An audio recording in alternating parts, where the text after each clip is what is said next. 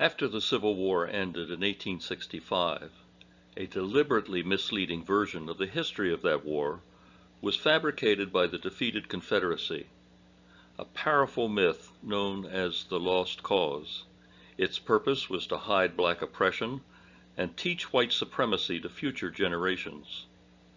Its most skilled and successful proponent was the women's organization, the Daughters of the Confederacy. The Daughters changed school books to teach children what their parents were celebrating with the erection of Confederate statues. 1. The war was not about preserving slavery. 2. The North was the aggressor, interfering in the Southern way of life. 3. Slavery wasn't all that bad, because slaves were basically content without Northerners stirring them up. 4. The leaders of the Confederacy were exemplars of white Christian manhood and worthy to be celebrated by North and South alike. And 5. Southern whites, not blacks, were the real victims of American history. The Lost Cause found deep roots in Maryland. Maryland was a slave state that was not formally part of the Confederacy, but Maryland's demonstrated Confederate sympathies attracted Lincoln's wrath. This is a picture of Massachusetts troops that Lincoln summoned to Washington to protect the Capitol in 1861.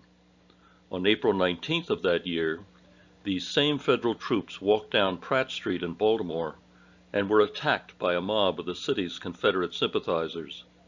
Men died on both sides, the first blood of the Civil War.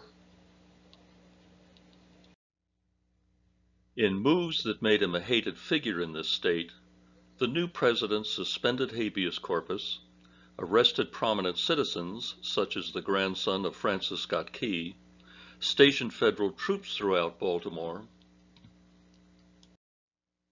and erected on Federal Hill a battery of cannons pointed at the city that remained there during the entire war. The Union general, Benjamin Butler, who commanded Federal Hill, was dead serious when he said, "The first shots are going into the Maryland Club because it is a hotbed of Confederate sympathizers." With Baltimore locked down under martial law imposed by the president, and staring down the barrel of Union cannons placed on Federal Hill, many in the city developed an intense hatred of Lincoln that made John Wilkes Booth assume he would be perceived as a local hero following the Lincoln assassination. Both during and after the war, Maryland joined the Southern sense of white victimization and became a fertile ground for the Lost Cause mythology. Just before the outbreak of hostilities in 1857, the Supreme Court, in the person of Chief Justice Roger Taney of Maryland, declared that black people had no rights which the white man was bound to respect. Rather than be horrified by this racist pronouncement, the city's response was to erect a copy of a bronze statue to Taney in Mount Vernon Square, Baltimore's cultural center, right next to the Washington Monument. This statue was paid for by Confederate sympathizer William Walters just 14 short years after the Chief Justice's despicable ruling.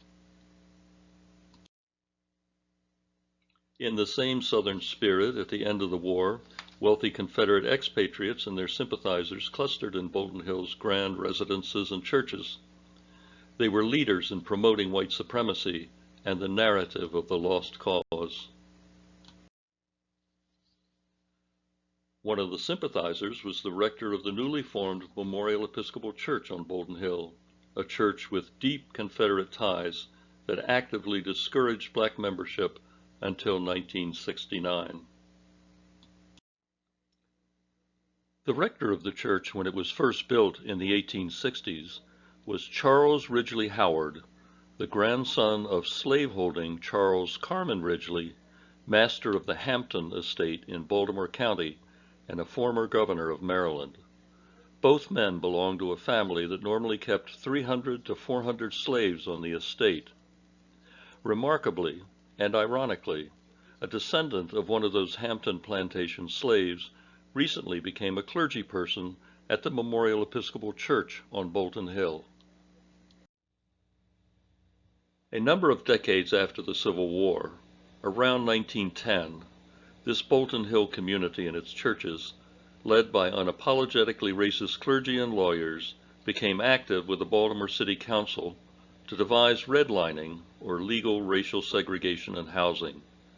Thanks to this group, it was Baltimore, and not a Deep South city like Atlanta or New Orleans, that invented redlining.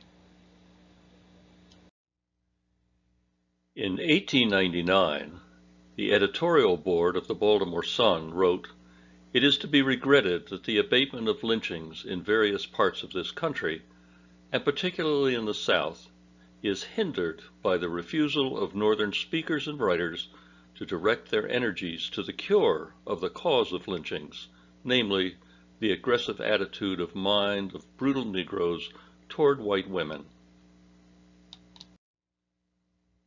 And in 1905, the State Democratic Convention was held on Howard Street in Baltimore and was stirred by a speech by an Alabama congressman who supported the party's attempt to disenfranchise black men and take the dead weight of Negro suffrage from about Maryland's neck so she could breathe again the pure air of white supremacy, full and complete.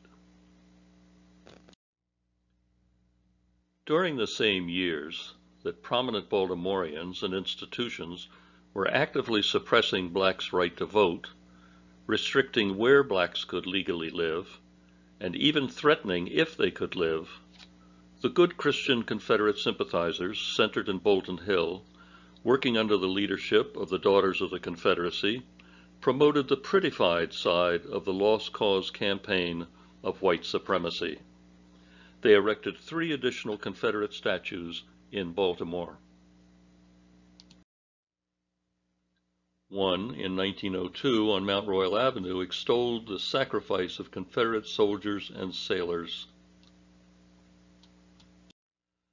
Another, hard by the Episcopal Cathedral and Johns Hopkins University, in 1917 extolled the dedication and service of Confederate women. The last one to go up was the impressive double equestrian statue of Confederate Generals Robert E. Lee and Stonewall Jackson, dedicated by the city's leaders and blessed by the Episcopal Bishop in Wyman Park, directly across the street from the Baltimore Museum of Art, as late as 1948. The base describes the generals as Christian soldiers who waged war like gentlemen. The inscription does not mention that the war they fought was to preserve human bondage. African Americans in Baltimore had a different view of these activities. The editorial board of the Afro-American of May 15, 1948 said, "If some crackpot with a diseased brain should leave the city a few $1,000s with which to erect a memorial to Benedict Arnold, there are probably some church, city, and state officials who would be persuaded by the Daughters of the American Revolution to build it and to orate its dedication." At a similar Confederate memorial 17 years earlier, in 1931 in West Virginia, on a line connected to the working people of Baltimore, the Afro-American reported that the speeches were oftentimes made to sound low because of the laughter of the porters on the B&O Railroad train parked on a siding above the grandstand. It took many decades for this sense of decency to prevail.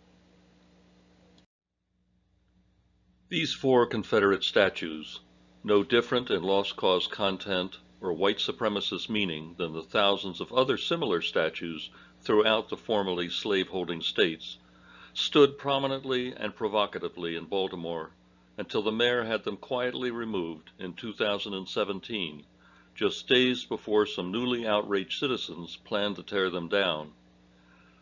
When the Confederate statues were removed here and in some other places in the South, some white people claimed to feel violated, as if white people were the victims, and argued that this was an attempt to erase American history.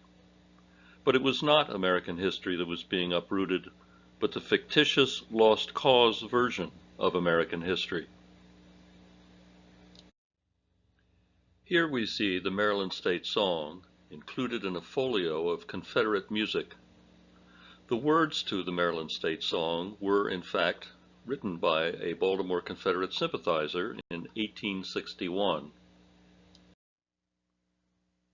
These words still describe Lincoln as a tyrant and make longing gestures toward the Confederacy. It was adopted as the state song as recently as 1939, the same year that Gone with the Wind, a film glorifying Lost Cause mythology, opened in our theaters.